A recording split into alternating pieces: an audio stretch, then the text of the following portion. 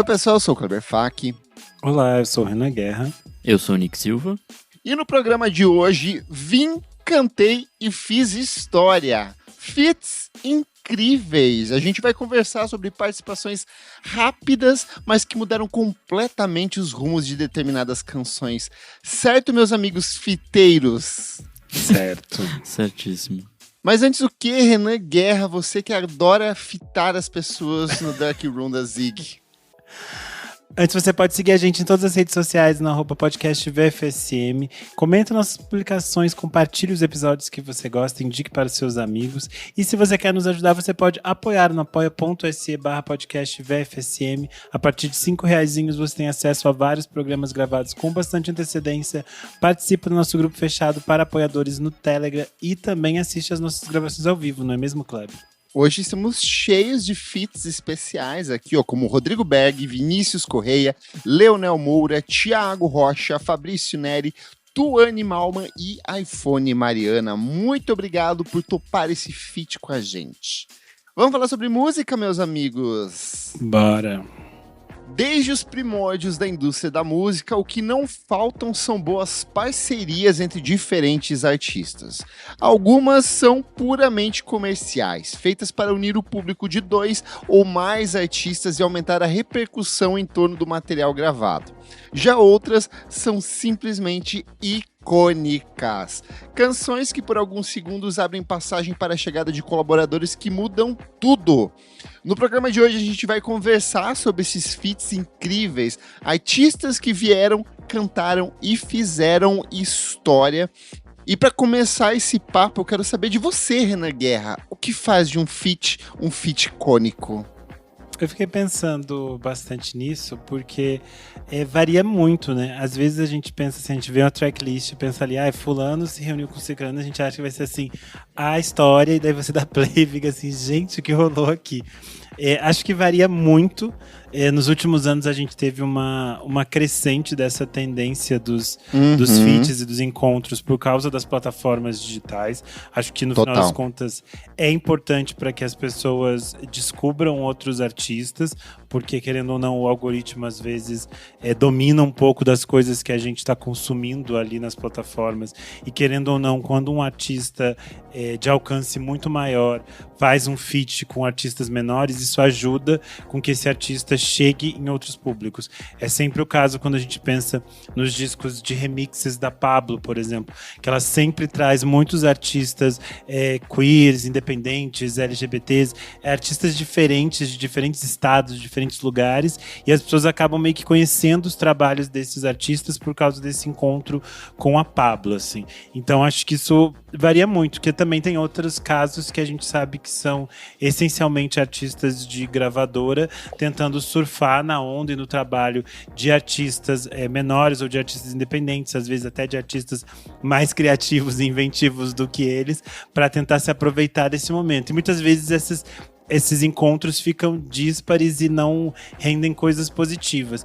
Eu acho que no caso das músicas que a gente vai falar aqui hoje, tem a questão de que elas são canções que às vezes elas nos surpreendem e elas acabam também crescendo com o tempo.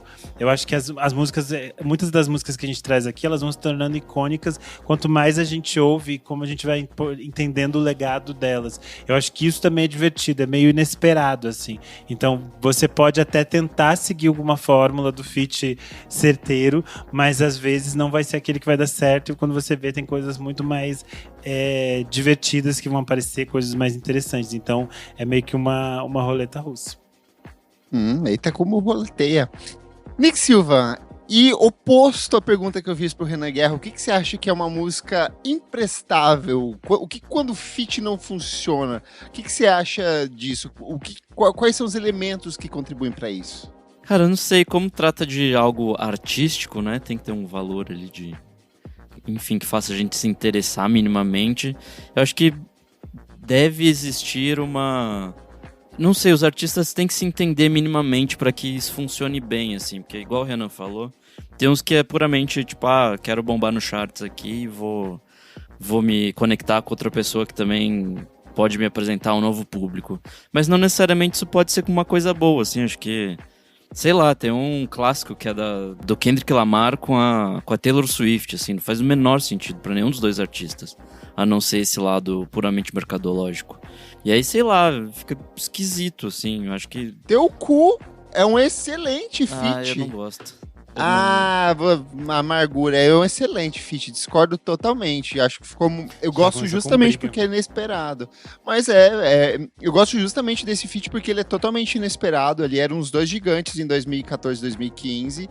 Acho super a ver. O Kendrick foi felizão em embarcar com ela. Toda vez que ele cantou junto com a loirinha, ele tava super feliz em cima do palco também. Acho justo, deixa ele ganhar o dinheirinho dele também. Não, tá tudo bem, pode fazer, mas só é um exemplo que eu não gosto, não curto. Acho que não traz integridade artística pra nenhum dos dois. Preconceito contra loiras magras, a gente vê aqui. Mas acho que é isso, assim, acho que no fim, pra mim, não colaborou com nenhum dos dois, assim. Beleza, acho que o seu ponto de vista é válido, os dois foram felizes, ganharam seu dinheirinho, e tá tudo bem também, assim, mas...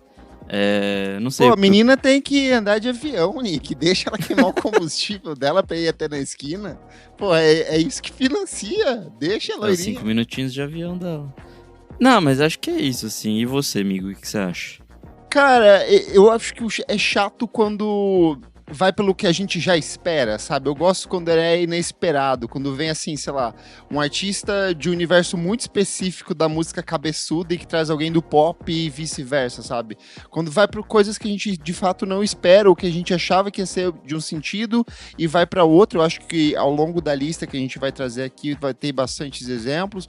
Eu gosto principalmente quando não é só abriu um espaço e colocou a voz, às vezes retrabalha a música inteira, sabe, para fazer valer de fato essa parceria. A Charli XCX no disco de remixes que ela lançou do Brett, eu acho que é um bom exemplo disso, de às vezes ela desconstrói a canção inteira só para colocar a participação especial ali, o feat com o Bon Iver, por exemplo. Eu acho lindíssimo aquela colaboração entre eles. Então eu gosto quando o artista joga pelo inesperado, porque, por exemplo, nessa onda do que o Renan falou muito da lógica de algoritmo, das lógicas de plataformas de streaming, e a gente tem muito dessa coisa de quando um artista recente agora estoura no TikTok, por exemplo, um mês depois tem vários feats com vários artistas fazendo o mesmo tipo de som junto com ele, sabe? Então eu acho meio tedioso, assim, meio oportunista demais. Então, pra mim não funciona. É isso que você falou de abrir um espaço na faixa e recriar ela a partir desse momento em que o artista entra. Isso é bem legal, que fica bem marcado nos nossos episódios que a gente tem do Por Trás do Disco. Vários artistas contam que realmente a experiência é meio essa, assim, tipo... É aberta pra colaboração mesmo, assim, tipo... a pessoa não chega com uma ideia muito pré-concebida do que vai ser. É tipo, desse encontro artístico nasce algo que aí vira algo novo, assim. A música era uma coisa, quando entra esse novo lembrei artista... do D-Caps falando da parceria com o Criolo, que era uma outra coisa completamente diferente, e aí o Criolo chegou e eles falaram, não, a gente precisa mudar essa música inteira pra adaptar esse feat com ele aqui, então eu acho que funciona, sabe? Eu acho que um exemplo muito simbólico, que é tipo histórico, de como um feat pode modificar as coisas e criar novas logísticas, é o encontro do Run DMC com Aerosmith em 1986, com Walk This Way. Icônico. Eu acho que é muito icônico porque cria um novo universo de encontro e de diálogo entre o rock e o rap, que é muito único e que vai estar conectado com muitas bandas que vão produzir esse tipo de som posteriormente e que vão transformar esses gêneros, como é o caso, sei lá, por exemplo, dos Beastie Boys, que estão ali naquele momento, mas que vão crescer ainda mais na virada dos anos 80 para os anos 90. Ele vai simplesmente fazer com que a carreira do próprio Aerosmith volte a acontecer e os Aerosmith virem muito gigantescos nos anos 90 novamente. Mas eu acho que tem uma sinceridade também nesse encontro, de que era uma faixa que era importante do Aerosmith já dos anos 70, e o Run DMC se interessa por isso e faz isso ser algo sincero e verdadeiro e que tem um olhar muito, muito bonito, assim.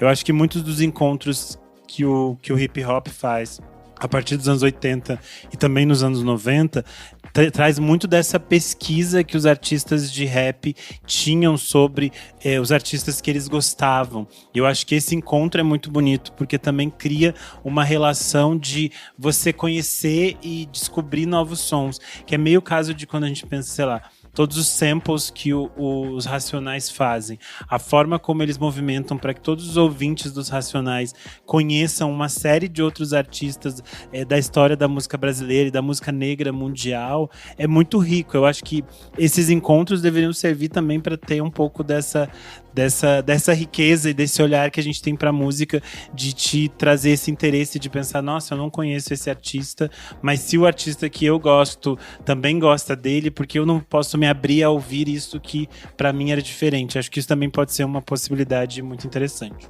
Uma que também foi bem revolucionária nesse sentido é a própria Mariah Carey no Fantasy em 1995, que ela meio que inaugura esse modelo de uma artista do pop e R&B abrindo passagem para a chegada de algum rapper, né?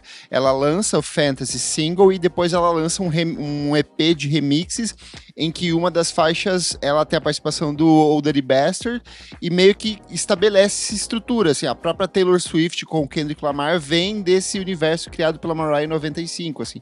E foi uma coisa interessante que ela bateu o pé para isso, assim, a gravadora não queria, a gravadora achava que era arriscado, que não tinha nada a ver misturar essa coisa do rap com o R&B, com o pop, e ela fala, não, eu quero, ela banca, e a música fica um mega sucesso, assim, na década de 90, impacta o trabalho de outros artistas, vários outros artistas começam a incorporar esse tipo de abordagem também. Isso então, se meio que alastrou igual um né? maluco, assim, porque Sim, muita hoje gente... é o básico de música pop, né?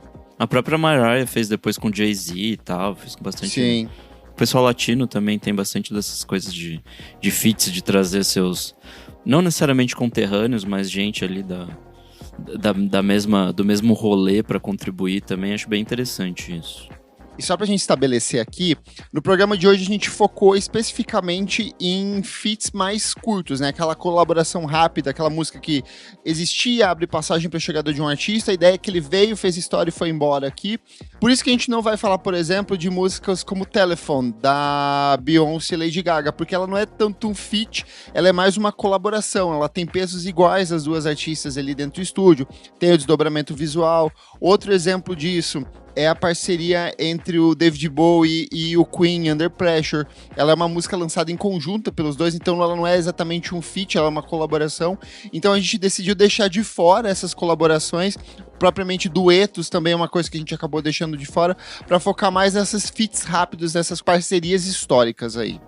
Eu acho que um exemplo interessante desse universo que o Kleber falou, de como é o som de um artista e o outro artista vem e insere determinados elementos que são do seu universo para criar esse diálogo, foi meio que esse boom que a gente teve no Carnaval de 2026 do som do Pedro Sampaio, que sempre foi um artista que ficou ali.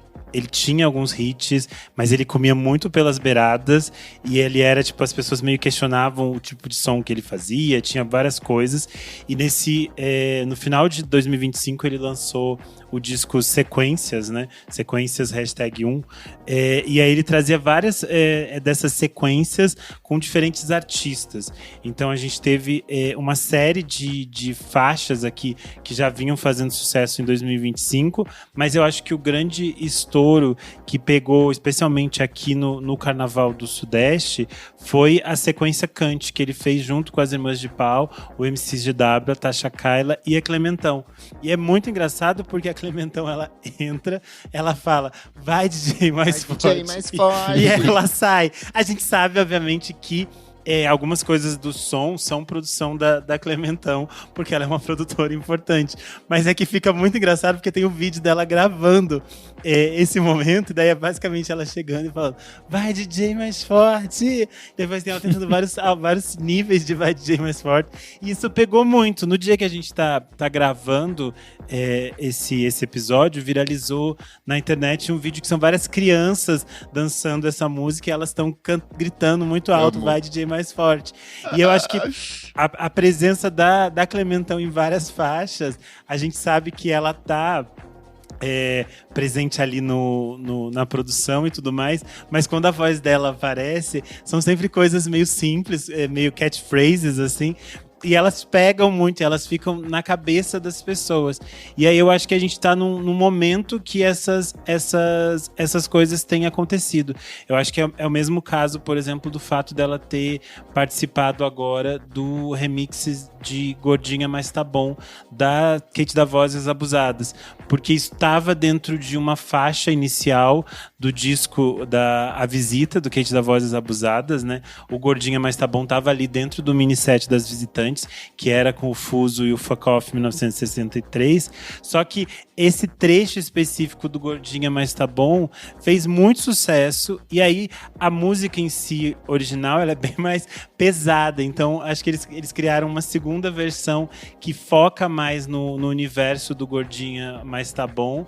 E aí tem essa perspectiva de ter a presença da Clementão, mas eles trazem outros áudios de internet, eles trazem outras coisas, tanto que a faixa foi parar, por exemplo, no Folha Team, no portal do Léo Dias, num monte de espaço meio, tipo assim, inimagináveis, que chegou também por coisas meio aleatórias. São encontros de artistas muito importantes desse momento da música pop underground brasileira, mas que também acho que tem a ver um pouco delas estarem se divertindo e todo mundo fazendo algo que é uma troca genuína, assim. Então, acho que a gente tem vários exemplos nesse universo do pop brasileiro atualmente que contemplam um pouco dessa ideia que a gente estava falando aqui, desse feat como realmente essa troca e não necessariamente a colaboração que o Kleber falou, né?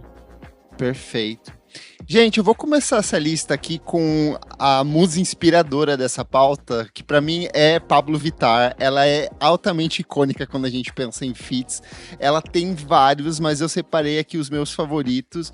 O primeiro é, obviamente, a participação dela em Sua Cara, que é a parceria do Major Lazer com a Anitta.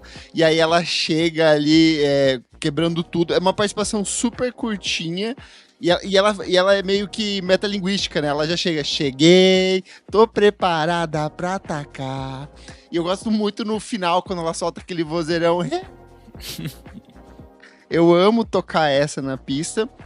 Mas uma também que é muito boa é a participação dela em I Got It, da Charli XCX. A música tem várias outras cantoras junto com ela, tem a Brooke Candy, tem a Cupcake, e ela tem um dos melhores versos da carreira da Pabllo pra mim, que ela fala: controlo qualquer um com minha bruxaria, minha bunda é mais forte que feitiçaria, encanta, magia, atiça, vicia, consigo o que eu quero se rebolo assim, não existe ninguém aqui igual a mim. Ela é muito diva nessa. De novo, uma frase muito curtinha. A música é mega repetitiva, ela tem uma estrutura bem quadradinha, mas quando a Pabllo entra nessa, pra mim, ela brilha demais, assim. E tem também a parceria, né, tem Alibi, né, da Save da Lisa, que tem o feat dela e da Youssef, mas também, tipo, a Pabllo vem ali e rouba a cena ao longo da faixa.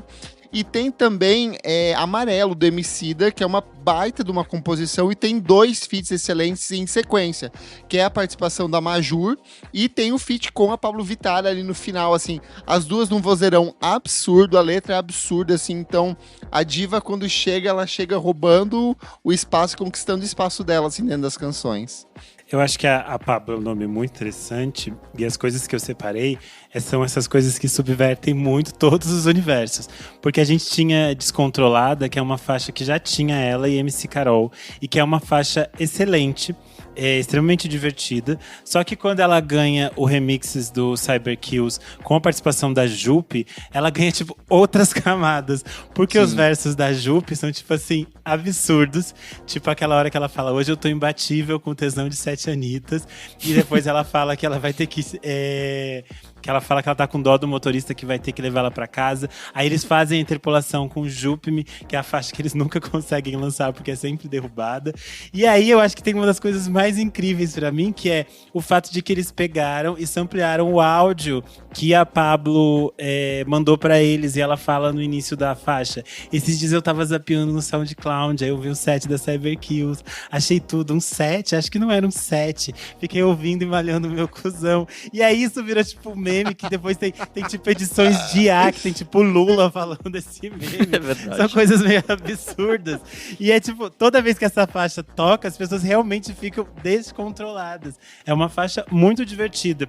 Mas um outro feat que eu separei, que eu acho que tem um pouco a ver com essa coisa de músicas que quando eu ouvi pela primeira vez, eu fiquei assim, nem gostei tanto, mas depois, com o tempo, ela foi crescendo e eu fiquei achando assim, meu Deus, é muito divertido isso aqui, que é o encontro da Pablo com a Honey Dijon e a Urias in Everybody, que tá no disco Black Girl Magic, da Honey Dijon. Era uma faixa, quando eu ouvi em casa, eu achei assim, tipo, ok, não era, eu queria mais, eu esperava mais desse feat da Pablo e da Urias com a Honey Dijon. Mas toda vez que eu ouço na balada e tipo assim, entra a parte da Urias cantando, fica tipo assim, muito divertida, uma coisa que porque ela faz tipo todo um rapzão e as batidas da Honey Dijon são sempre muito boas. E daí você fica assim, são duas travestis e uma drag queen querendo sair pra rua e se divertir, sabe? Everybody. E aí tipo, tem uma coisa de festa, de celebração que eu acho muito bonita. E tem toda uma coisa da faixa ter esse clima meio vintage, assim. Então acho que a Urias combina muito ali. Então é super divertido e foi uma faixa que cresceu muito ao passar do tempo pra mim. Nossa, uma que tocou em muitas festas também foi a Charli XX em Fancy com a Iggy Azalea. Essa tocou pra caralho. Azalea. Que hoje em dia nem tem mais carreira, né? Simplesmente não tá mais aí entre nós. Diamante. Eu comprei pro meu macho um diamante. É que eu acho que a Iggy Azalea foi meio um surto, né? Que as pessoas inventaram naquela época. Mas eu adoro essa faixa, eu gosto muito do clipe, que é inspirado em As Patricinhas de Beverly Hills.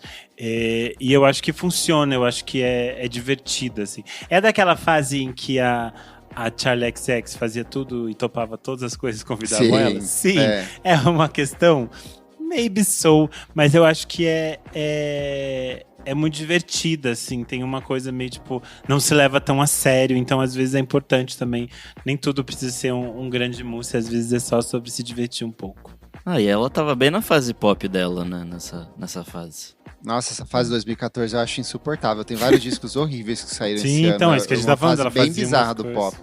Mas, por outro lado, ela tem algumas colaborações interessantes. Por exemplo, o Girls So Confusing featuring Lorde, que ela lança essa música, todo mundo levanta um monte de expectativas de quem era a cantora, e ela fala, era Lorde, e vem aqui, vamos se acertar num remix aqui.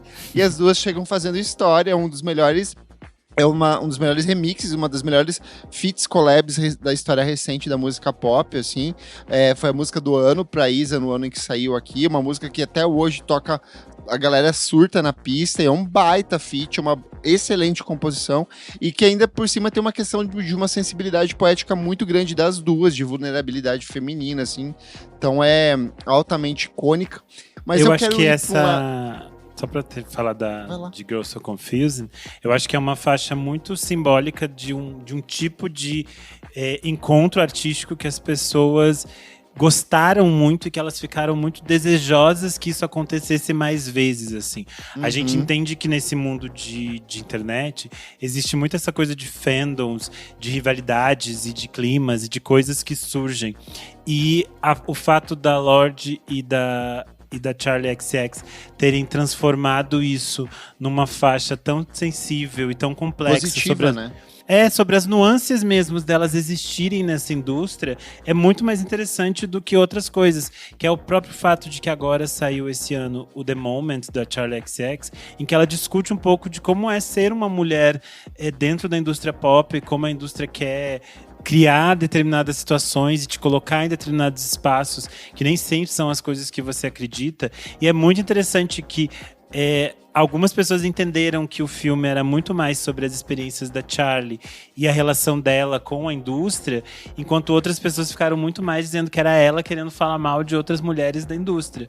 Ok, às vezes ela jogou um shade, sim, mas isso também é tipo bom humor, gente. Só que tem coisas no filme que é muito sobre isso, sobre você olhar para esse mundo em que estão querendo te criar essas rivalidades e ver que às vezes só vocês são duas malucas e essas coisas foram criadas na sua cabeça porque o mundo é meio maluco em torno da gente. E eu acho que esse feat representa bastante esse encontro de uma forma muito genuína e muito positiva. Refreshing Wild Cherry Cola meets smooth cream.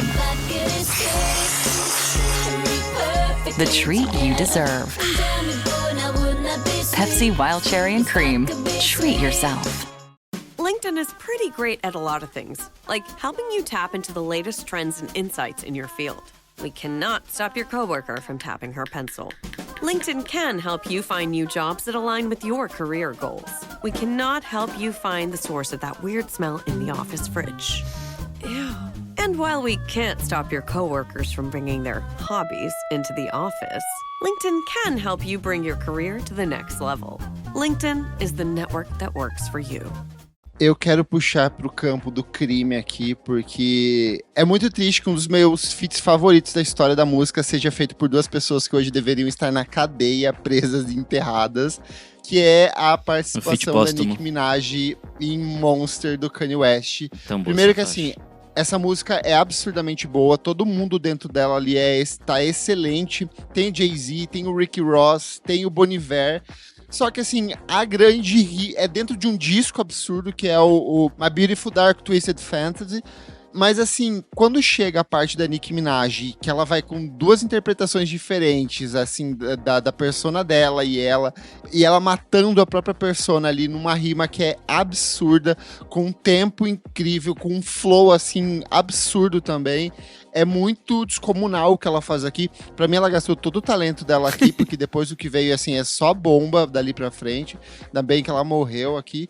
Mas é uma baita canção, assim, um baita feat. Esse disco tem vários feats excelentes também. Mas essa em especial, assim, é uma das melhores canções, tanto da carreira do Kanye West, quanto da carreira da Nicki Minaj. Assim, é um assombro essa música. Já que o Kleber falou de crimes, eu vou dizer que eu amo muito American Boy do Kanye West com a Estelle. Com a Estelle. É muito bom, quando toca na pista é tipo assim, muito divertido. E é uma faixa que foi grande parte escrita pelo Kanye West, o Will.i.am e o Kate Harris. E tipo, a Estelle é meio que, ela dá a voz, ela dá a vida ali, né, pra essa faixa. Mas é tipo, é um encontro tão gostoso, o clipe é tão legal, ele representa tão um espaço-tempo, assim. Então tem uma memória afetiva, desculpa, gente. É o Kanye pré-loucura, assim. Ela é de 2009, essa música. 2009. Acho que é 2008, 2009. 2008, é uma fase 2009. que eu gosto muito, tanto que o Kanye West nessa fase tem um feat que seria, tipo assim, a coisa que eu mais odiaria, que é a música dele com o Chris Martin, e eu adoro. Ele tava saindo do polo, das polinhos que ele usava nessa época. Mas enfim, eu quero falar de rap também, com a faixa do Control, do Big Sean, que tem a participação do Kendrick Lamar. Foi lançado lá em 2013, 14, algo assim. E foi onde acendeu a batalha do rap novamente, dessa coisa meio tipo West Coast e tal, porque, sei lá, ele tem poucos versos, o Kendrick, nessa faixa, mas ele consegue, tipo, peitar todo mundo e falar, tipo, ah não, eu sou foda mesmo e tal. E aí, basicamente, eu lembro que na época surgiu uma grande gritaria em torno disso, tipo, meu Deus, como assim, um cara novato falando que é o Bambambam e tal, mas foi uma faixa bem interessante, assim. Teve um monte de distosca de resposta depois. Então, ele basicamente eclipsou, ele fez a música virar dele, assim, porque ele entrou, falou o que queria e criou uma guerra. O Renan falou há pouco do Chris Martin e do Kanye West, e aí me lembra que uma das minhas músicas favoritas do Coldplay, talvez a última grande música do Coldplay, seja um feat com a Rihanna, que é Princess of China. Eu acho essa música absurda, é uma das melhores músicas da carreira do Coldplay, e a participação da Rihanna, assim, é surreal. No final, ela meio que duetando com o Chris Martin. Ela rouba pra ela essa canção no final, assim. Eu acho muito, muito boa. É uma das melhores deles, assim. De novo, depois disso, não teve mais nada tão interessante quanto essa faixa. Eu vou subverter um pouco o conceito. Ai, porque... como subverte. Não, é porque você colocou ali a Linda Quebrada, e acho que você vai citar, vai explicar a faixa que você colocou na nossa pauta. Mas eu vou trazer uma música específica da Linda Quebrada, que quase toda vez que eu ouço, eu choro. E ela é basicamente, realmente uma música da Linda Quebrada, que é oração, mas ela junta todas as artistas trans negras que são importantes para ela naquele momento. E aí, então, ela vai reunir a Lineker, a Verônica Valentino, Ventura Profana, Urias, Dana Lisboa, Alice Guel e Jupe do Bairro. No clipe ainda vão aparecer a Ceci Delacroix, Margot Tonhon, Rainha Favelada, Chiara Felipe, Ana Gisa, Maria Clara Araújo, Neon Cunha. E é muito bonito porque a gente tem os momentos em que a voz da Lin vai se sobressair, mas todos os refrões são em coro com todas essas mulheres. E a gente tem vários momentos em que essas mulheres cantam cada uma no seu tom, no seu alcance vocal. E aí vai criando esse jogo de vozes. Eu acho que o mais bonito é como essas vozes se irmanam em algo muito único, assim. E aí eu lembro que eu pude assistir uma das últimas apresentações da Lin antes da pandemia, que foi no CCSP, e ela fez essa faixa ao vivo, com todas as participações. Então foi tipo assim, uma experiência única, meio transcendental, assim. Todas elas entravam segurando velas e tinha essa coisa de ser uma coisa mística. Então eu acho que aqui é o feat como encontro, como união de vozes para algo maior, assim. Então é muito bonito. E aí, já que você falou que eu separei uma aqui, em 2017 a Kelela lança o Take Me Apart, que é um baita disco, e no ano seguinte ela lança uma coletânea de remixes com um monte de gente foda. E pra fazer o remix de Better, ela chama o Bad Sister pra fazer o remix da canção, só que o Bad Sister não chega desacompanhado, ele chega com a Linda Quebrada e ela lança pra mim um dos melhores versos da carreira dela, assim. O final da música, ela segue uma estrutura bem próxima, um pouco mais agitada em relação à versão original, mas no final ela cai num funk e abre passagem pra chegada da Lin pra fazer essa rima, assim, que é excelente, então fica meio que um duelo da Lin com a Kelela ali no final dessa canção. Simplesmente absurdo, assim. A Kelela tem várias parcerias, feats, remixes desses, assim, que são sensacionais. E a própria Linda Quebrada também tem, né? O Pajubá Remix 1 e o Pajubá Remix 2 também tem muito dessa logística de interpolação e de diálogo com as faixas que já existem. Você falou dessa coisa de ter muitos convidados. Maria Esmeralda é um disco ali de 2024 que eu gosto bastante. E além dos 5 rappers / produtores que estão ali, tem muita produção foda nesse disco, assim. Tem o Young Vegan, na Boca de Ouro, tem o Young Vegan e a Rubi, que fazem, assim, tipo, estrago na música. Quem mais? Tem um Dolcezão na Poliesportiva. Enfim, é um disco que acho que ganha muito com essas participações, assim. E é bem isso, assim, chega, rima um verso e sai, assim. E aí também foi o rolê da gente conseguir ver no C6 do ano passado com, sei lá, acho que todo mundo que participou do disco tava lá nessa apresentação. E foi muito lindo, assim, ver, tipo, tudo isso se realizar ao vivo. A gente ficou falando aqui você falou do disco do Maria Esmeralda, e aí eu lembrei que a gente tem o disco da Jalu, que se chama realmente Feat. É verdade. Que é o Feat Parte 1 de 2019, e eu acho que tem muitas coisas que eu acho muito bonitas nesse disco, mas eu acho o encontro dela com a MC Tá em Céu Azul, assim, absurdo. A forma como a MC Tá canta é muito linda, e eu acho muito lindo o clipe, que eles celebram os clipes do Fantástico. E aí eles um fala pro outro esse tipo de mensagem que é muito bonita sobre essa troca entre os dois. Então acho que é muito bela a forma como eles se celebram e se... Esqueci a palavra agora, mas é isso. Mas é que eu acho que, sabe, que é que me lembra um pouco, tipo, a forma como tem uma faixa específica, que é a única faixa da Marina Lima que a gente ouve a voz do Antônio Cícero, que ela fica falando sobre o Antônio Cícero fica falando sobre ela, que ela fica falando: a minha vida tem um garoto chamado Cícero, ele é a cobra do meu paraíso, ele é a cobra. E daí ele fala: a minha vida tem uma menina chamada Marina. É bem bonito. Dentro desse disco da Jalu, tem uma das minhas canções favoritas dela, que é justamente o feat com a Cel. E a música já é linda, que é Sem Você. É uma música mega melancólica, fala sobre aquilo que você precisa lidar após o término de um relacionamento, essas pequenas provocações de um casal. E aí a Cel chega e canta o seguinte: posso até te encontrar por aí numa boa, mas eu não dou ponto sem nó e você vai saber que eu não tô só. Eu tô tão fora da minha cabeça, vivendo às cegas. Acordei e vi que o melhor que esquecer é o que nos resta. Tudo, Bafônica. Bom demais. De colaborações recentes aqui, tem a Rosalía no Lux. Ela Sim. lançou o Berghain, o primeiro single desse disco, com a Björk e o Yves Tumor. E pegou todo mundo de surpresa, assim, acho que ninguém esperava o que veio. Se eu não me engano, a gente votou como uma das nossas músicas do ano passado ali nos melhores. Eu talvez não curta tanto a participação do Yves Tumor, poderia ser um pouco maior, mas enfim, acho que é um musicão. Você assim. na sua casa. Falando nisso, vocês viram a performance dela no Brit Awards? Era Eu vi isso que que eu saiu, ia não citar. Falar que a gente tá. Como não, quando Nick? a gente tá gravando esse episódio, vocês vão ouvir um pouco depois, mas é logo no final de semana após o Brit Awards. E a Rosalía se apresentou e levou a Björk pro palco. Isso foi muito simbólico, porque fazia assim, uma caralhada de anos que a Björk não se apresentava nesse tipo de evento. 29 anos que ela não apresentava no Brit Awards. No Brit Awards é 29, mas ela tinha feito algumas coisas no início dos anos 2000, que era esse tipo de apresentação em premiações, né?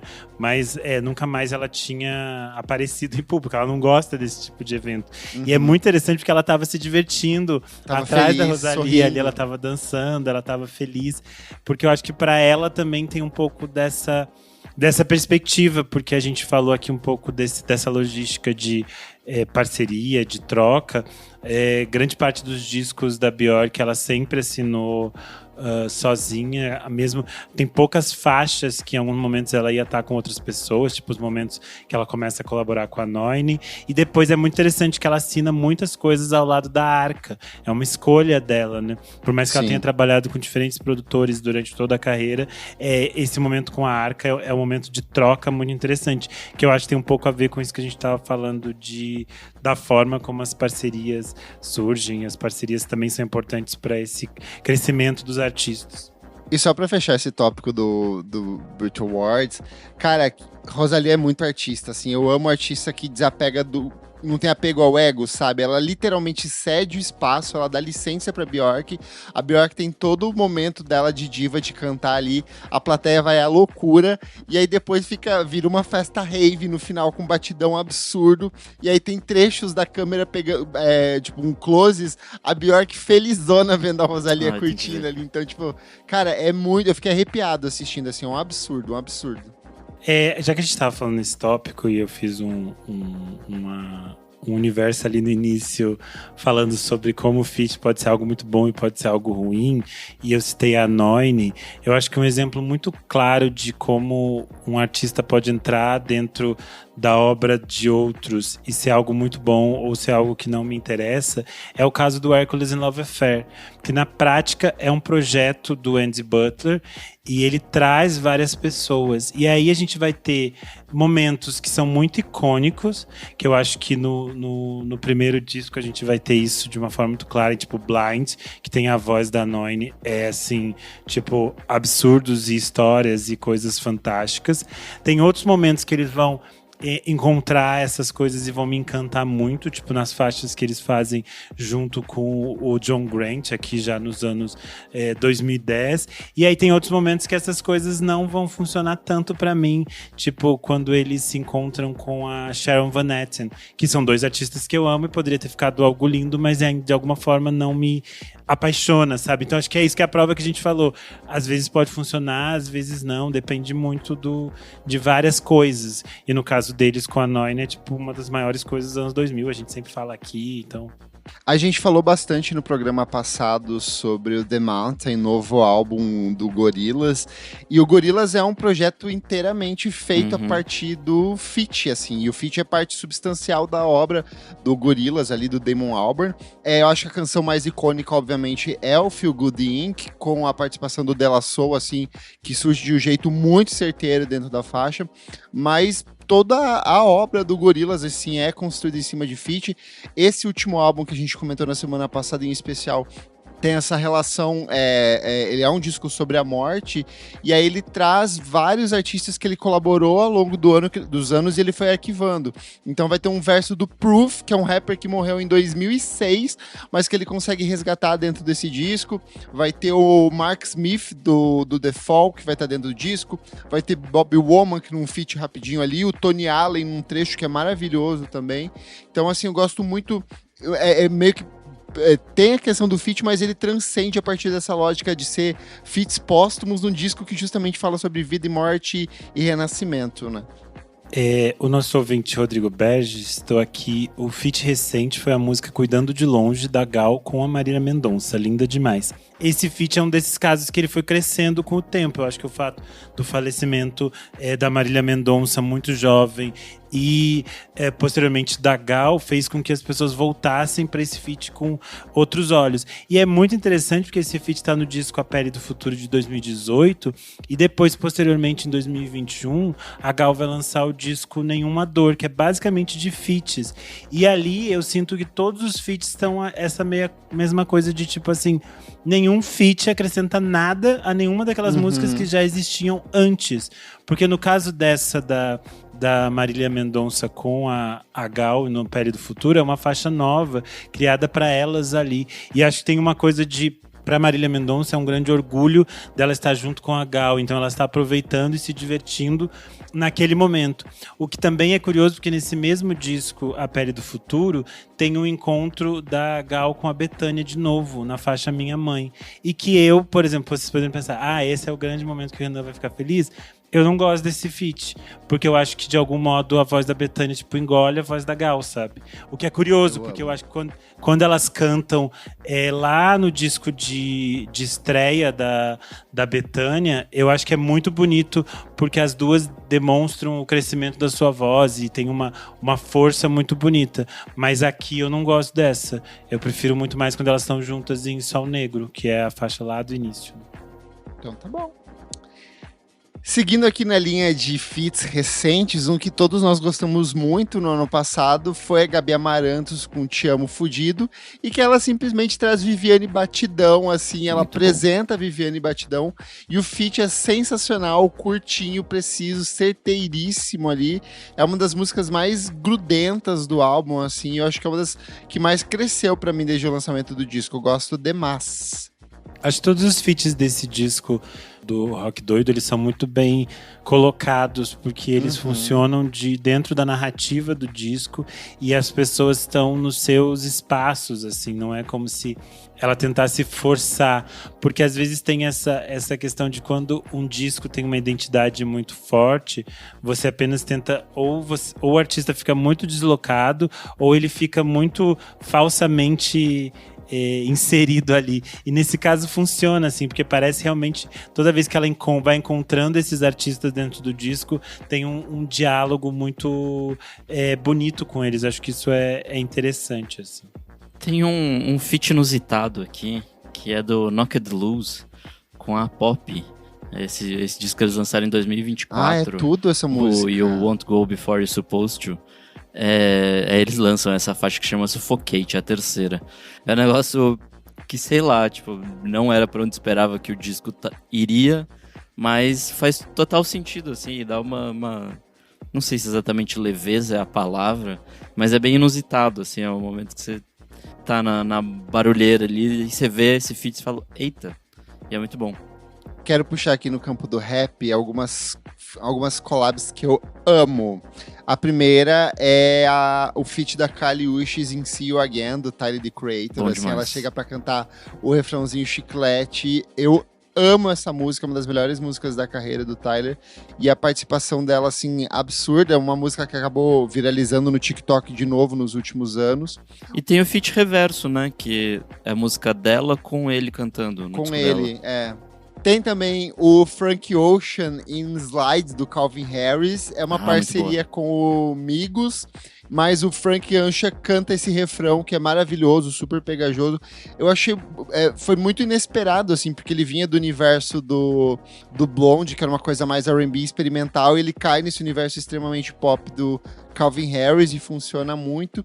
E por último, uma das mais icônicas aqui da lista que a gente tem, que é Dilema, do Nelly, a parceria com a Kelly Rowland, assim, ela digitando na sua planilha do Excel, no telefone do Nokia ali. Clipe icônico, música icônica, é um dos grandes R&Bs dos anos 2000, assim, eu acho que funciona perfeitamente os dois. E quando eu era criança, eu estranhava o nome dele ser ser eu achava que Nelly era ela, na verdade. Tipo, eu ficava confuso. Tipo, eu achava Nelly era um nome feminino. Não, mas faltou um exemplo perfeito aqui, que é o Busta Rhymes em Don't, da Pussycat Dolls. Ai, tudo. É maravilhoso. Eu tinha deixado pro Renan essa. Eu ia puxar pro rap brasileiro, que eu acho que, pra quem viveu os anos 2000, a presença da Negra Lee e Não É Sério, do Charlie Brown Jr. Nossa, bom demais. é muito Não é icônico, sério. assim. É muito forte a forma como ela aparece na música. Eu acho que a Negra Lee é um dos nomes mais importantes dessa primeira década de século XXI, assim. Tem uma força muito simbólica. Eu gosto de todas as presenças da Negra Lee dentro do Rap é Compromisso do Sabotage, porque ela Sim. aparece em Rap é Compromisso, ela aparece no Brooklyn, que também é muito bom. E eu queria fazer uma menção Tô sempre aí. que nos trabalhos do MV Bill a gente sempre tem a participação da Camila CDD, e elas são sempre muito boas quando a Camila faz esses contrapontos às coisas muito masculinas do MV Bill. Acho que tem um diálogo muito legal, mas daí eu trago deixo como menção aqui a faixa Só Se For D, porque tem o MV Bill, a Camila CDD e a Nega Giza, e também é muito bom, tá no Declaração de Guerra de 2002.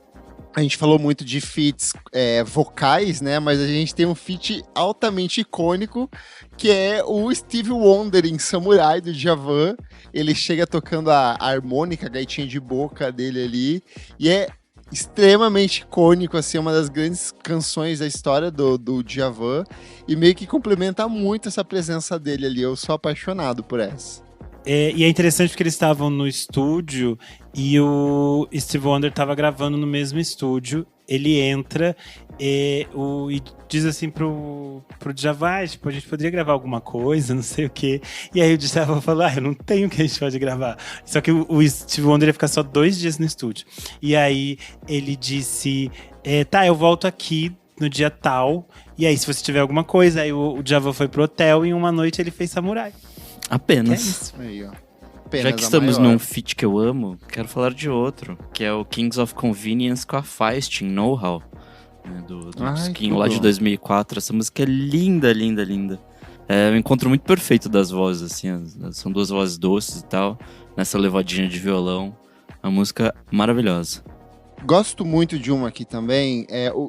Primeiro, o JMXX, ele é um especialista em feats, assim, ele sempre traz gente muito interessante para as participações dele. O último disco tem a Robin, tem o Panda Bear, tem uma galera junto. Mas voltando lá pro primeiro álbum dele em carreira solo, In Color, a gente tem uma das principais faixas do disco, que é I Know There's Gonna Be a Good Times, e ele traz simplesmente o Popcaan e o Young Thug, que eram Essa música é muito foda. os grandes nomes de destaque do rap naquela época, assim, desse trap, desse som com a voz bem carregada de efeito, e é um feat excelente, assim, os dois estão excelentes, eles chegam, mandam a rima ali, vambora, e ele consegue tocando, mandando ver em cima do sample que ele usa de base pra canção. Eu acho um absurdo essa. Você estava falando do JMXX, eu acho que um artista que eu gosto muito a forma como ele coloca as participações. E de novo, mais uma vez, que nem eu falei do Hercules Affair, às vezes funciona para fazer história e às vezes não funciona, é o Fred Again. Porque tem faixas em que as coisas funcionam maravilhosamente bem. E tem outras que a faixa, tipo assim, você de novo pensa, isso vai acontecer e vai ser a coisa mais legal do mundo, e às vezes não acontece. Mas, por exemplo, uma que eu lembro que eu achei que não ia acontecer e de repente se transformou numa das minhas músicas preferidas dele, é o encontro dele com a Blessed Madonna em Mariah, We Lost Dancing, que eu acho que foi muito simbólica ali naquele momento de pandemia, todas essas coisas. Então foi uma faixa que me pegou muito, assim. Eu gosto demais desta. Tem 2 aqui que eu gosto bastante. A primeira é a da Janelle Monáe, Tightrope, que é uma das principais canções do álbum dela de 2010. E ela traz simplesmente o Big Boy para mandar uma rima absurda. O Big Boy o Outkast tinha acabado de entrar em hiato ali, e aí ele chega, é o ano que ele lança o primeiro álbum dele em carreira solo, que também é excelente, e ele faz essa parceria absurda ali com ela. E também da Janelle Monáe tem a faixa Prime Time, que é do álbum de 2013, Jay-Z, que ela traz o Miguel pra cantar com ela, assim, é uma parceria excelente dos dois. Eu gosto dela com a Erykah Badu nesse disco em Queen. Ai, Nossa, também sim. é muito bom, é verdade. Aqui tem o clipe também, né, que é bonito. Sim, o clipe é icônico. Nossa, eu vou trazer uma aqui, que na época eu gostava bastante, faz tempo que eu não ouço, que é o Jean Tassi com Marina Sena, no primeiro disco dele, o Ai, Amanhã. tudo. Tem duas músicas que eles fazem em parceria, né? Mais um Minuto e o Sem Coração. Excelente Mais um essa. Minuto é a que eu mais gosto, assim. Eu ouvi bastante esse disco na época, foi muito bom, assim. Mas fora... Você que foi um jovem que usa munhequeira, você não vai falar do Linkin Park do Jay-Z? Puta, é que acho que esse entra no exemplo de parceria mesmo, né? Porque eles fizeram, de fato, um disco todo e tal. Não foi só uma canção. Tá bom. Mas, enfim, ó, é um puta feat, assim. Eu lembro de gostar bastante desse encontro, que pra mim foi muito inusitado. Na época eu odiava rap, então, assim... foi algo estranho. Nossa, devia ser insuportável, roqueirinho. Ah, se eu sou insuportável hoje, imagina antes. Eu Quero vou... puxar... Não, Puxa, pode ir. Não, pode ir. Não, eu assim. queria... Que educada. Tem uma que eu gosto bastante aqui, que é o feat do Father John Misty em Let the Light In, da Lana Del Rey. É uma canção muito boa, ele é apaixonado por ela, ele adora colaborar com ela e eles concretizam essa parceria nessa música. A Lana tem outras parcerias interessantes, tem The Weeknd, tem mais algumas collabs assim, mas essa com o Father John em específico eu acho que é uma excelente canção. Eu gosto muito de todas as formas como a Julieta Venegas traz as participações para os seus discos. Elas são sempre muito conectadas com aquilo que ela tá criando naquele momento. E eu acho muito interessante que algumas faixas têm uma participação X e depois elas ganham outra participação. É o fato de Eres Para Mí, que tá no disco Limón e Sal, de 2006, que tem a Ana Tijoux, e é uma versão, assim, incrível, fantástica, maravilhosa.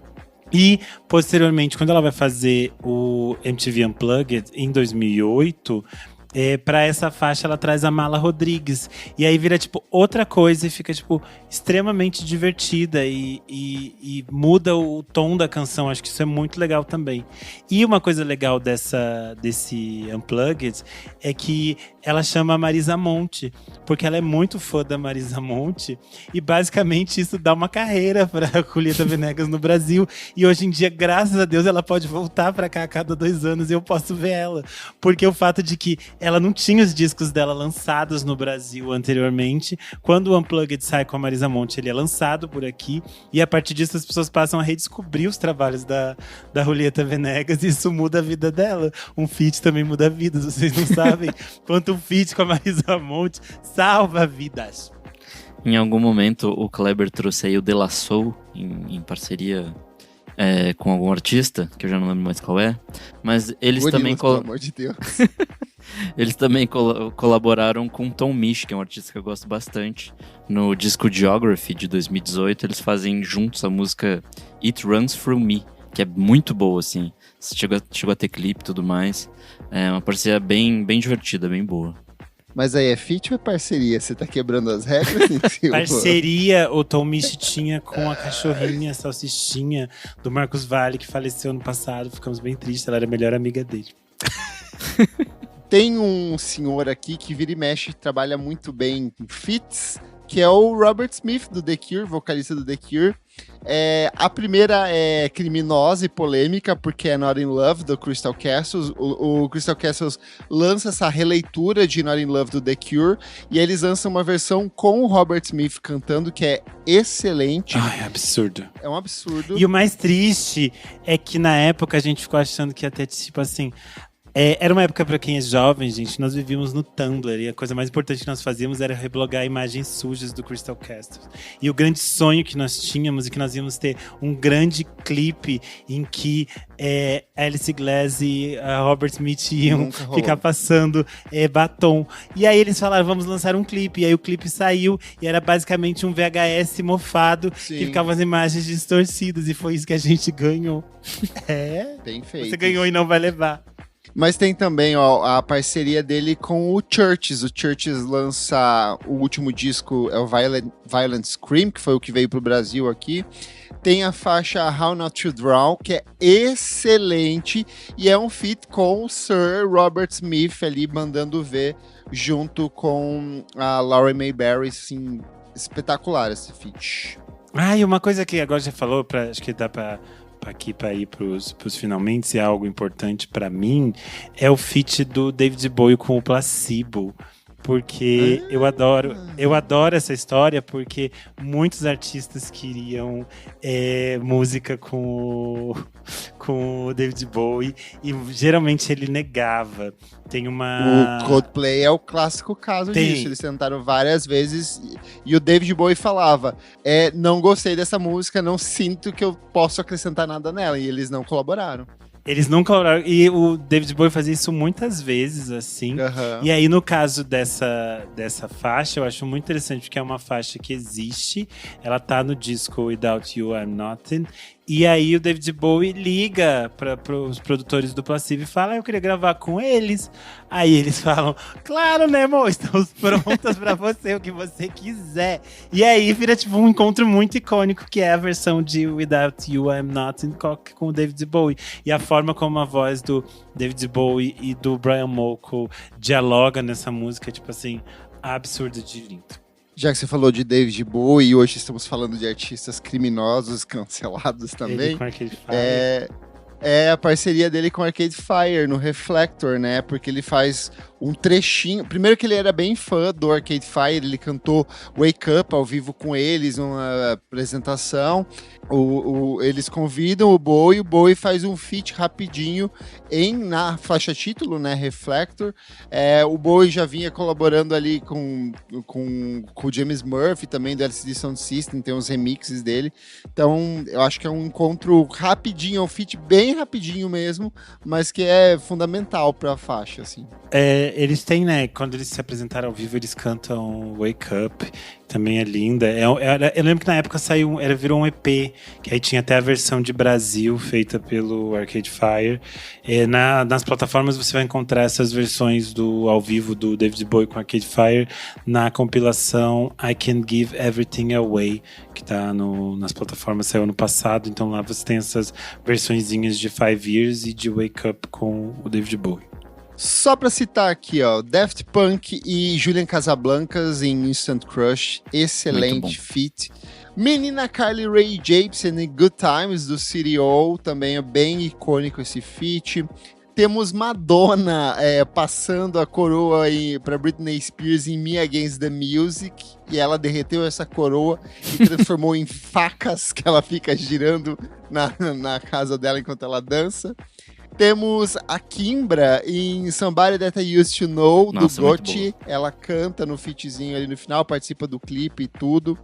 Um realmente muito bom, o Drake em What's My Name, da Rihanna, é um excelente feat, rapidinho também, efetivo. O Bon Iver hoje tem a faixa dele que é mais conhecida, é o feat que ele faz com a Taylor Swift em Exile, que é realmente uma boa canção, é do Folklore, se eu não me engano, eu não lembro agora qual dos dois discos que é. Tem a Anitta cantando em São Paulo, do The Weeknd, uma parceria curtinha, mas que também deu muito certo. Enfim, muitas coisas boas, muitas coisas nem tão boas, mas trouxemos aqui feats icônicos, feats que a gente gosta. E queremos saber de você que está ouvindo, qual é o seu feat favorito? Qual feat icônico que você acha que ficou de fora e que deveria estar nessa lista? Comenta aí no nosso Instagram ou no Spotify, que a gente vai ler na próxima edição do nosso podcast, certo? Certíssimo. Certo. Vamos pro segundo bloco do programa, Não Paro de Ouvir.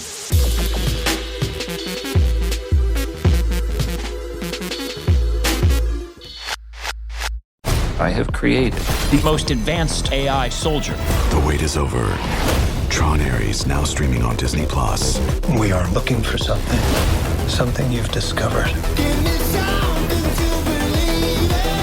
And some of us will stop at nothing to get it. Ready? The countdown is complete. There's no going back. Our directive is clear. Hang on! Tron Ares now streaming on Disney+. Rated PG-13. Chegamos ao nosso segundo bloco do programa, Não Paro de Ouvir. Isadora Almeida, que não vem aqui faz muito tempo. Ai, gente, bloco oi, é boa esse? noite. Meu nome é Isadora Almeida. Eu vou fazer 34 anos com carinha de 28. Enfim, já tô aqui, vai fazer o quê? 8 anos? 8 anos? Daqui a alguns dias. É? Vamos ir pra edição 400. Não. Para. Tá, segue. Tá bom, segue. E aí, nesse bloco, a gente vai trazer dicas de novidades, coisas muito quentes, as mais quentes da web, que a gente não para de ouvir. E o que de quente você traz pra gente hoje? Ah, gente, eu tive que ouvir, porque as meninas do trabalho estão tipo assim, nossa... Aí é muito bonitinho, porque umas, tipo, só escutam pop mesmo, e pra elas tá muito diferentão, o Harry Styles. Tá tipo assim, elas ainda estão entendendo, elas, ai, amiga, é meio Que diferente. bom que não você eu azedando aqui esse programa hoje. Vai lá. Sabe assim? Então, assim, eu ouvi Kiss All The Time, Disco Occasionally, e eu acho que é um álbum... É um álbum. Mas eu acho que é isso. Ele literalmente serve pra quem é muito fã do Harry Styles abrir a cabeça e ouvir alguma outra coisa em alguma camada, né? Em algum nível de música, ouvirem um estilo que não necessariamente elas procuram, elas entendem. Eles também, elos, todas, enfim. Mas é que eu conversei principalmente com garotas que são muito fãs do Harry Styles, e aí elas falaram que elas estão meio entendendo, e cada vez que elas ouvem, elas gostam mais. E eu acho muito legal um artista pop, é isso, o Harry Styles, ele faz esse serviço pro universo, entre aspas, alternativo. Ele traz grandes nomes do indie que estão em ascensão e coloca como banda de abertura, ele quer fazer parte da patotinha, tipo, ele quer ser respeitado pelo James Murphy, do LCD Sound System. Sabe? Ele quer ir no Berghain e dançar com a galera, como se ninguém conhecesse Querer não é poder, né, amor? Exato. E aí, assim, acho muito legal a tentativa dele não se repetir ou não querer fazer mais um Harry's House, enfim. E é isso. Não é pra mim, mas achei, assim, legal a tentativa de colocar música eletrônica, entre um pouco de aspas, numa rádio mix, Disney, sabe assim? Tipo, em rádios mais populares. E acho que é isso, gente. Mas você não ouviu nada de bom essa semana, então? Amigo, você acredita que álbum mesmo... Eu ouvi algumas musiquinhas, mas deixa vocês falarem. Mas de álbum... Gente, menti pesado. Eu ouvi o do War Child. Ah, sim. O Help, tipo, que ainda. é absurdíssimo. Help to... Amigo, a produção inteira é do James Murphy, do James Ford, eu não sabia. Ele que Gente, assina por e isso. tem os filmes do Jonathan Glazer. Gente, por isso que é um bafo, eu não tava entendendo muito. Puta que pariu. Eu amei, tipo, esse álbum eu amei, né? Já falamos aqui da música do Arctic Monkeys, da Arlo Parks é muito legal. Tem o cover de Sinéad O'Connor que o Fontaine DC fez, que é tipo... Puta que pariu, Renan, você ouviu? Não ouvi, vou ouvir. Ai, é tipo, já vou te mandar. É um lacre total, assim. Então, Só realmente eu ouvi uma coisa boa, uma amigo. coletânea Isso. beneficente que vai arrecadar fundo para crianças que vivem em áreas de guerra, em áreas de conflito ao redor do mundo. Exato. O primeiro coletânea saiu há que mais já- de 30 anos. Isso, né? ela surgiu nos anos 90, tinha Radiohead, Oasis, uma isso. galera, Paul McCartney, e agora eles fazem com essa nova geração da cena inglesa, mas tem muita gente nova também trabalhando ali. Esse Ned eu ficaria feliz. Boa, vai lá, Renan Guerra. Bom, vamos começar com os singles. Vita, ex-irmã de Paul, Muito lançou o bom. seu primeiro single, Vita's House, e eu adorei. Achei que ela veio colocando tudo na mesa, achei assim muito bem produzido, muito gostoso. A faixa tem participação da MC Britney, produção do Bruno Zul, e é muito gostosa, acho que tem muito a ver com essa coisa de ser bem baile mesmo, assim, bem pegada pra pista. Tô bem curioso com todo esse universo do que a Vita vai apresentar daqui pra frente. Vale lembrar que a Isma lançou recentemente seu primeiro disco solo, e ela passou aqui pelo podcast Por Trás do Disco, falando sobre Made in Coab. Então saiu semana passada, vocês também podem ouvir por aqui. o Ed Sada, eu não sei se pronuncia corretamente assim, mas que ele é um dos vocalistas e integrantes ali, fundadores da outra banda da Lua, tá preparando seu segundo disco solo, Observatório das Microbelezas 2, e ele lançou um single chamado In Natura, com participação da Marina Sena, que era sua ex-parceira de A Outra Banda da Lua. E eu achei muito bonita essa faixa. Eu fui ouvir assim, despretensiosamente, não estava esperando muito. E me surpreendeu, porque eu acho que ela vai para uns caminhos que conectam assim, com a música eletrônica de uma forma muito interessante, bastante delicada e bonita. Por último, aqui nos singles, Minha Vovó Mina deu as caras de novo. As caras não, né? Que ela não mostra as caras faz desde 1971. Mas as vozes, ela deu as vozes porque ela apareceu com uma música nova chamada Costo di Morire, que tocou no último desfile da Armani. É o primeiro desfile pós-morte do Giorgio Armani. Essa faixa não vi. É uma faixa inédita que ela lançou em homenagem ao Giorgio Armani. Essa faixa encerrou o desfile. E é muito bonita, assim, muito delicada. A capa do single é, tipo assim, absurda.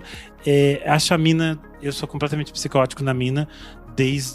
Faz uns 2 anos que eu tô, tipo, desbravando a discografia da Mina. Cada mês eu fico viciado num disco dela.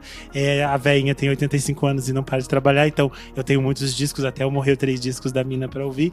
E o fato desse single novo ter saído, eu já fiquei muito feliz. Eu sempre fico muito feliz quando ela aparece de novo pra gente. Falando dos discos, Aya Ibeji lançou seu primeiro disco, chamado Ativação Travesti. A Aya Ibeji é um desses grandes nomes da música eletrônica underground brasileira contemporânea. Ela já tocou em grandes palcos, como no Lollapalooza e outros festivais. E é muito interessante como ela faz aqui um disco que é uma ode a essa história negra e travesti da música house, da música eletrônica como um todo, assim. É muito gostoso de ouvir, é tipo, muito pista. É tudo muito bem produzido, assim, é muito interessante como ela faz celebrações às mulheres que vieram antes, desde figuras importantes da história trans no Brasil, quanto essas grandes vozes negras que são fundamentais para o house e que muitas vezes foram apagadas. Então acho muito interessante como ela cria diálogos com tudo isso. É um disco muito, muito bonito. Então, Ativação Travesti, Aya Ibeji. E por último, é uma coisa que eu fui escutar com ressalvas, estava com medo, pensando assim, ai, seu rosto é tão belo, seu bumbum é tão belo, atuas tão bem, será que precisa cantar? Gabriel Leone, com Minhas Lágrimas. E eu fui surpreendida, porque eu gostei muito, eu achei muito bonito. Sei. Não, eu realmente achei o disco muito bonito, porque ele tem uma... Porque ele continuaria sendo um homem belíssimo, independente se o disco fosse bom ou ruim. Se o disco fosse ruim, eu só ia dizer, não ia falar nada sobre o disco, ia continuar compartilhando o vídeo do close da bunda dele em Agente Secreto e pronto, a vida segue. Mas não, ele me deixou feliz, porque o disco é realmente muito bom. O disco tem produção do Marcos Preto e do Tobran de Leone. E é muito interessante que eles pegam faixas meio lado B, assim, de grandes compositores da música brasileira. Eu gosto disso, eu acho uma saída boa. E é muito interessante, porque é tipo assim, ele não é tipo um grande cantor, um cantor de uma voz, sei lá, única, mas é muito interessante como ele acha um caminho para essas interpretações.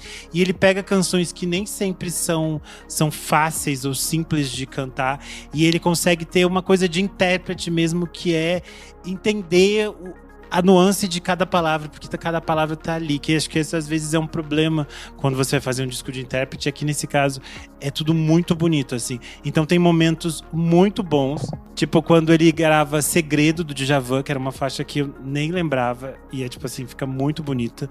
A abertura do disco com Cara Limpa do Paulo Vanzolini tem um crescendo assim de cordas, uma coisa absurda de linda. O encontro dele com a Juliana Linhares em As Portas do Meu Sorriso é tipo assim, de doer, de lindo. Eu achei tudo muito bonito. O disco tem esse nome, Minhas Lágrimas, porque é a faixa do Caetano Veloso, né, que tá no C. Enfim, é um disco bem à margem, é o momento indie do Gabriel Leone. Fiquei muito feliz, me surpreendeu bastante. É isso. Boa. Vou antes do Kleber, porque tem poucas dicas essa semana, novamente. Você não precisa justificar isso toda semana, Nick Silva. Só vai, cara. 8 anos de podcast, as pessoas já entenderam.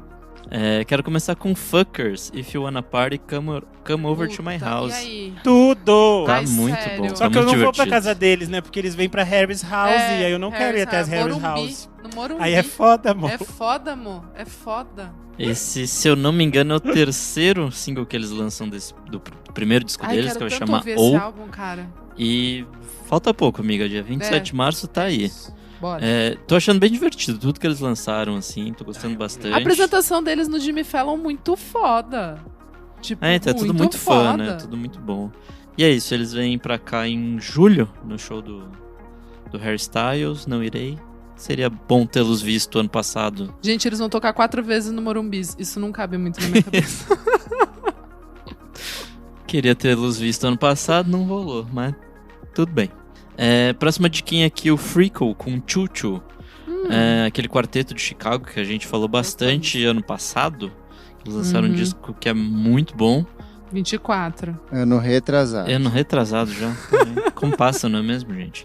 Então eles já estão com o próximo disco deles engatilhados aí, que chama Something Worth Waiting For. Vai ser lançado no dia 24 de abril. Ao contrário da primeira música, que é mais baladinha, essa é mais divertidinha, mais animada. Gostei mais dessa, eu não curti tanto a primeira faixa. Mas acho que é isso, acho que pega bastante das coisas que eles já fizeram no primeiro disco, dá uma chacoalhada ali pra fazer algo novo, mas enfim, tá bem legal. Uma faixa aqui que eu gostei bastante é o Tomorrow com Somewhere Else. Tomorrow é o projeto do Tom Holland, do Chemical Brothers, com a Aurora. Eu não tinha gostado muito do que eles tinham lançado até agora, mas essa faixa achei maravilhosa. Ela mistura essa delicadeza da voz dela com essa coisa bem eletrônica, bem pulsante assim, da produção do Tom Holland. Achei muito foda. Eles vão lançar um disco homônimo no dia 17 de abril, então falta pouco. E minha última diquinha aqui é o Gena com The Pleasure Is Yours. Eu já tinha falado dos singles anteriormente. Aí eles lançaram esse disco, acho faz um tempinho já, talvez umas 2 semanas. Mas enfim, tá muito legal, assim. É o resultado da união da cantora Liv e o baterista Karen Riggins, que a gente já falou bastante por aqui também. Jazz, soul, funk, música experimental, texturas, maluquices. Enfim, achei muito, muito bom. Vai lá, Kleber, sua vez. Hoje eu vou vestir minha camisa verde e amarelo e rezar para um pneu aqui, porque eu tô só brasilidades. Começar com Ludovic e a faixa Pedestal, canção que faz parte do primeiro álbum de inéditas da Ludovic em 20 anos. A gente deu o single anterior, que era Desde Que Eu Morri, e agora eles voltam com mais uma canção desse disco que sai em breve pela Balaclava Records. RDD, artista conhecido pelo trabalho como um dos integrantes do Atocha, vai lançar em breve o primeiro álbum dele em carreira solo, e ele lançou essa faixa Energy, que é uma parceria dele com o rapper bangladês-americano Anik Khan e o Maui, fazendo uma participação ali, uma misturinha gostosa, gostei bastante, ansioso pro que vem aí. É bem boa essa faixa, e me deu uma cãibra mental ali quando eu li no seu site. Eu fiquei, Kleber falando de RBD? O que é isso? RBD, graças a tia Milena. É a moda. Nos discos, Pupilo com o álbum homônimo, ele que é ex-integrante do Nação Zumbi, já trabalhou com Gal Costa, trabalhou com Erasmo Carlos, trabalhou com muita gente foda da música brasileira, parceiro da Cell, lançou o primeiro álbum dele em carreira solo, um disco homônimo, repleto de participações especiais. Tem Cell, tem Rodrigo Amarante, tem Amaro Freitas, tem Adrian Young, tem Carminho, coprodução do Mário Caldato Jr., um disco todo instrumental, e ele traz as vozes como um canto, não tem a palavra, tem apenas a voz como esse instrumento complementar ali. Disco bem legal, transita por elementos de música brasileira, de música regional nordestina e pernambucana, elementos de trip hop, elementos de jazz, de funk, um disco muito bem produzido, assim, gostei demais, me surpreendeu a estreia do Pupilo. Quem também estreou em grande estilo foi o Otopap com Bala de Banana. Bom, velho, bom. Cara, que disco legal, disco legal. Eu me diverti tanto ouvindo esse disco. Ele tem um sentimento... Tem. ele tem um sentimento de adolescência, sabe? Tem. Me lembrou muito, sei lá, cheirar cola atrás da igreja, sabe? Uau, tá bom. Tem Essa legal. amiga, as tuas memórias. É. Cada experiência é única mesmo, que eu não tenho Que essa memória. delícia. Cara, me diverti muito, um trabalho que chega pela Celock Records. A gente havia comentado os singles todos que saíram, mas tem outras canções muito boas dentro do disco. Adorei a estética, coprodução do Chuck Hipólito, assim. Gostei demais, uma excelente estreia do menino Otto Dardenne. RHR com Gíria, produtor interessantíssimo da cena brasileira. Gosto demais dele, ele voltou agora com esse EP novo, Pesadaria, um disco denso, urbano, com os destaques para a construção das batidas. Ele que já trabalhou com Carlos do Complexo, já remixou Nick Leon, volta agora com esse EP que tem inclusive uma parceria com o Skrillex em uma das canções do disco, assim. Então, pesado, Renan Guerra, eu sei que você vai amar esse Eu tenho aqui. que ouvir, tava na minha lista, eu esqueci de ouvir isso hoje. Arrasou. Quem também lançou um novo EP que a gente vinha comentando vários singles é o Pedro Lanches com Sementes, trabalho que chega pela Matraca Records, um disco que transita entre o indie pop, o dream pop, o pop rock ali. Gostei demais, disquinho na medida exata, assim, um trabalho que reposiciona o tipo de som do Pedro Lanches, ele que é cantor e compositor sul-mato-grossense, a gente falou da parceria dele com a IMA há algumas semanas e volta agora com esse EPzinho fechado. E por último, nos lançamentos nacionais, Febem, Flisos e César V com Baile do Brime. Vamos. Ano passado eles subiram ao palco da Áudio para celebrar os 5 anos de lançamento do Brime, que é um dos EPs mais importantes da música brasileira recente. E agora saiu esse registro ao vivo, de quebra, rola parceria do SD9, rola Lucas Carlos. Então assim, quem quer ter um pouco dessa energia ao vivo do disco, das versões em estúdio, taca o play nesse álbum que tá excelente. Boa, bom demais. Então fechamos esse bloco, vamos para o próximo. Você precisa ouvir isso.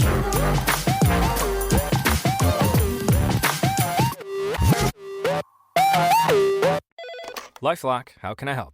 The IRS said I filed my return, But I haven't. 1 in 4 tax-paying Americans has paid the price of identity fraud. What do I do? My refund, though. I'm freaking out. Don't worry, I can fix this. LifeLock fixes identity theft guaranteed and gets your money back with up to $3 million in coverage. I'm so relieved. No problem. I'll be with you every step of the way. 1 in 4 was a fraud-paying American. Not anymore. Save up to 40% your first year. Visit LifeLock.com/podcast. Terms apply. This episode is brought to you by Redfin. You're listening to a podcast, which means you're probably multitasking. Maybe even scrolling home listings on Redfin, saving homes without expecting to get them. But Redfin isn't just built for endless browsing. It's built to help you find and own a home.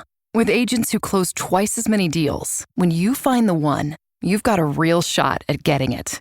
Get started at redfin.com. Own the dream. Chegamos ao nosso terceiro e último bloco. Você precisa ouvir isso. Nick Silva, o que é este bloco? Nesse bloco a gente dá dica do que a gente quiser. E o que você quer hoje? Eu quero falar de Cavaleiro dos Sete Reinos, da HBO Max. Esse é um dos spin-offs do Game of Thrones. E eu achei bem interessante, assim, porque o outro que teve, que foi a Casa do Dragão, tinha dragões e tinha muita coisa, fantasia e muita coisa acontecendo, e rei, e é isso, é morte. Nesse não, tem também. No Cavaleiro dos Sete Reinos, a história diminui, assim, acho que vai para um microcosmo dentro desse mundo maluco, assim. Acho que continua denso, mas acho que por se tratar de uma história menor, não sei, acho que você consegue se interessar sem ter que saber os vários reis, as batalhas e não sei o que. Acho que é mais tranquilo. Eles passam em torno de um cavaleiro errante, que é um cavaleiro sem ser nobre, né? Tipo, e o escudeiro dele, que é o Egg. E aí, enfim, se passa nas peripécias desses dois aí nesse mundo de Game of Thrones. Eu tô achando bem interessante, assim. São 6 episódios, eu não vi tudo ainda. E por ser mais curtinho é mais fácil de assistir. Então, acho que são uns 40 minutos cada episódio.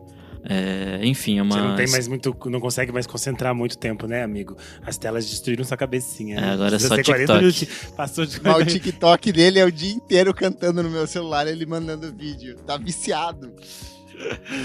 Nós estamos viciados na música da velha que morreu com um tiro de bazuca. É a nossa nova canção do momento aqui em casa. Eu tô muito viciado nela. Mas enfim, se você gosta ou não gosta de Game of Thrones e quer uma história mais pé no chão dentro desse mundo, veja porque tá bem legal. Kleber Fak, o que trazes hoje? Recentemente, eu e o Renan Guerra gravamos um programa sobre o Wounded Rhymes, da Lick Lee, e o Renan trouxe que uma das inspirações para esse disco foi o trabalho de pesquisa do Alan Lomax. Ele foi um etnomusicólogo, folclorista e produtor norte-americano responsável por algumas das mais importantes gravações de campo do século XX. Ele tem todo um estudo de pesquisa, de registrar, de encontrar antigos cantores descendentes de escravizados que tinham esses registros vocais e que cantavam registros orais, né, de músicas de escravizados, canções de folk, de blues. E uma das principais parcerias dele foi com a Bessie Jones, que foi uma cantora, uma guardiã da música afro-americana em Sea Island, na Geórgia. Ela integrou o Georgia Sea Island Singers e juntos eles lançaram um projeto. Na verdade, não foi lançado um projeto, eles registraram mais de 60 canções entre o final dos anos 50 e 60, e esse material foi relançado posteriormente, primeiro em 2013 e depois com uma versão definitiva em 2020. O álbum se chama Getting Onion e cara, uma das coisas mais bonitas que eu já ouvi, assim, são cantos negros, cantos escravizados, canções de lamento, canções de celebração ao plantio, canções do cotidiano. É um trabalho que tem 60 faixas, 2 horas e meia de duração, assim, e é uma experiência, cara, é botar pra tocar e só sentir o que tá sendo cantado ali. É um baita catálogo de samples pra quem gosta de trabalhar com o uso da voz, assim, um exercício muito meticuloso. O Lomax tem outros projetos, mas eu recomendo começar, inclusive fora dos Estados Unidos. Ele vai viajar para o continente africano para fazer suas pesquisas também, mas começa por esse, que eu acho que é um trabalho assim sensacional. Boa. Isadora Almeida, o que trazes hoje para nós? Gente, eu trago uma coisa completamente surreal, que é um documentário que tá no Globoplay, chama O Testamento, o segredo de Anita Harley. Essa era a minha dica, vamos juntas. Vamos juntas. Sapatão. Tia Helena odiava Suzuki. Eu estou apaixonada, amiga. Essa é a frase de todo, de todo, né, de toda a jornada que a gente é puxada, né? E é convidada a viver nesta loucura. Eu vou ler rapidinho só uma sinopsezinha aqui, ó. O Testamento, o segredo de Anita Harley. É uma série documental original da Globoplay que investiga a disputa bilionária pela fortuna e curatela de Anita Harley, herdeira das lojas pernambucanas, em coma desde 2016. A produção aborda a batalha judicial de quase uma década entre pessoas próximas, incluindo mulheres que reivindicam união estável. Sim, é sobre sapatões. Com poder. Ou sem poder, ou querendo poder. Querendo poder da outra que tem poder. Da outra que tem poder. Era uma sapatão que sabia viver. Renan, eu não sei muito o que falar, assim, porque tudo aquilo é completamente surreal. Como pode uma história daquela, tipo, existir, assim, e os desfechos, e os erros, e a falta de... Nossa, sei lá, de... Não sei. Eu não sei nem. É porque eu acho surreal. É um monte de homem tentando resolver ali as coisas e. Ai, me incomodou muito. O Globoplay, pra mim, é atualmente o streaming que faz os melhores documentários sim. Que a gente tem. Sim. Oficialmente as melhores coisas estão lá. O Tyrese. Eu acho que todo mundo ficou enlouquecido com o Vale o Escrito. Vai ficar enlouquecido também com o Testamento. As pessoas já estão. Tanto que a gente tem uma profusão de memes em torno disso. Porque eu acho que já irritou? As pessoas já estão muito enlouquecidas. Com a Suzuki, com as primas que ficam contando histórias. Absurdo. E é muito interessante porque é uma história que envolve todo esse absurdo de uma disputa de dinheiro, mas também tem uma coisa de apagamento das humanidades dessas pessoas por causa do dinheiro, assim. Sim. Então as histórias são meio aumentadas ou vilipendiadas, tudo porque as pessoas querem tomar conta desse dinheiro da Anitta, enquanto ela segue praticamente ali deitada em coma, sem ter nenhuma relação com isso, e as pessoas aqui se degladiando em torno do dinheiro.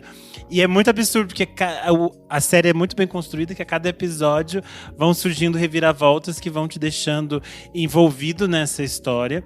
Eu acho que a condução, nesse sentido, é muito positiva. A diretora é muito foda. Tipo, ela conseguiu... porque é isso, é um olhar investigativo mesmo, né? Tipo, de querer realmente entender o que é aquela história. E eu amo que tem uma coisa de... a Anitta, antes dessa história toda acontecer, ela era uma pessoa muito reservada. Então ninguém sabia da vida dela. Mas ela sempre viveu muito bem. E eu adoro que aparecem, logo no primeiro capítulo, aparecem as amigas da Anitta e falam assim, tipo, que ela sabia viver. Tipo assim, champanhes e bafos, e mulheres, e luxos. E aí eu adoro, aparece tipo a Tizuka Yamazaki contando os bafos que a Anitta apontava nos anos 80. E aí, tipo assim, é uma história tão alucinante e envolvente. É você vai entrando numa espiral, assim. Então é muito bem feito. Também estou muito encantado com o Testamento. São só 5 episódios. É curtinho de se assistir. Então quando vê, você embarca nisso. E é ótimo porque a série já virou um fuzuê pós a disponibilização no streaming, porque os entrevistados, obviamente, já estão um brigando com a cara do outro na internet, eles já estão bravos com a exposição. E é tipo assim, Mona, você deu entrevista pra Globo, óbvio que essa história ia viralizar, você tá falando com a Globo, você não tá falando com a Record aqui não, aqui tem público. Enfim, estamos juntas, essa era a minha dica também. Boa. Fechamos por aqui. Comentários referentes à última edição do nosso podcast, edição número 394, o impacto de Xuxa na música brasileira. Comentário do JC Eclético, ele falou, gente, teve um patinho que foi passear e não voltou. O que aconteceu com ele? Tá de volta aqui, ó, voltou. Recuperado da extração do Bernie na perna, né, Isa? Você falou isso? Não, foi o Renan cada dia inventou uma coisa, Cada dia né, inventou Isabel? uma coisa. Meu irmão nem pra me contar. Ele sempre me conta quando você inventa as coisas. Ai, sério, que palhaçada, sabe? O Fábio Eck comentou no Instagram. Que episódio lindo, hahaha. Nasci em 1982, então fui muito baixinho da Xuxa. Tinha todos os discos e fui muito fã até a fase Planeta. Como depois ela acabou voltando a carreira para os baixinhos, eu fui parando de acompanhar esses projetos. Mas sempre admirando tudo que ela faz. É minha eterna rainha, estarei no show no dia 31. Te amo. Comentário do João Júnior, ele falou, o Planeta Xuxa foi um arco da virada da diva numa época em que a TV era o principal mídia e o jovem ainda sabia curtir festas ao invés de só viver com a cara enfiada no celular e dar like em influencer lixo. Ih, papo de velho, hein, João? Papo de velho. Eu gostei muito do comentário do Luiz Martins no Instagram, porque ele falou assim: moro no Panamá e sempre amei o detalhe de que aqui tiveram que mudar a pronúncia do nome dela para Xuxa, com S, Xuxa, para evitar que as crianças falassem o palavrão Xuxa, que significa vagina, e no sotaque panamenho se pronuncia igual o nome da querida. Comentário de Jay Lontras, ele falou, amei demais esse episódio. A Xuxa é mítica e foi a primeira diva pop de muitos de nós. De quebra, os programas dela ainda nos aproximaram de divas como Madonna, Shakira e Taylor Swift. Quem lembra da performance dela na TV Xuxa para divulgar o Red? Xuxa é um pilar fundamental da nossa cultura e não seríamos os mesmos sem a diva. Dico Barbosa comentou no Instagram. Caras, principalmente nas décadas de 80 e 90, tinha muita gente boa envolvida, desde letras até arranjos nos discos dela. E o diferencial dos discos era justamente isso. Produção para criança sem parecer infantil. Isso mudou depois de anos, é claro, mas ao resgatar na memória sobre a coleção Show da Xuxa até Boas Notícias, visivelmente existia um foco em oferecer qualidade nas músicas em contexto geral. Comentário para encerrar aqui no Spotify do Omantovani, ele falou: o Sexto Sentido, referente ao álbum da Xuxa, não ironicamente, é um álbum muito bom. É um luxo. O Olho Ouvido, pra fechar aqui no Instagram, comentou: usava botas brancas, saias curtas, top, cabelo bem loiro. Era Xuxa, nome de guerra. As curvas onde o melhor do mundo se perdeu. No caso aqui ficou, ainda tem toda essa mensagem aí, dúbia. Tem aqui, essa né? mensagem. Eu sou @KleberFak em todas as redes sociais e você acompanha o meu site musicainstantanea.com.br. Eu sou a Almeida Dora e é isso. Eu sou _Renan Guerra em todas as redes sociais. Você lê meus textos no Screenel e toda sexta-feira no Substack. E no dia 18 de março, eu vou ministrar uma masterclass sobre tudo sobre minha mãe. O filme clássico do Almodóvar vai ser online, no Zoom. E aí tem o linkzinho baratinho pra vocês lá na Simpla. E pra quem é apoiador, eu ainda vou dar um cupom lá no grupo dos apoiadores. Então, vai dar o cupom? Vou dar o cupom. É isso. Eu sou @Nick Silva nas redes sociais. E é isso aí. Não esquece de seguir a gente nas nossas redes sociais, @podcast VFSM tudo. Siga, curta, avalie e compartilhe na sua principal plataforma de streaming. E se puder, seja um de nossos maravilhosos apoiadores. Por apenas R$5 por mês, você tem acesso a esse e outros programas lançados com antecedência, participa do nosso grupo fechado para apoiadores e se diverte aqui, ouve fofocas e brigas nas gravações ao vivo com a Júlia Paterniani, Fabrício Neri, Danilo Ferreira, Vinícius Correia, Rodrigo Berg e Marco Antônio Gomes. Muito obrigado pela sua audiência e até a próxima edição. Tchau, tchau. Tchau. Tchau.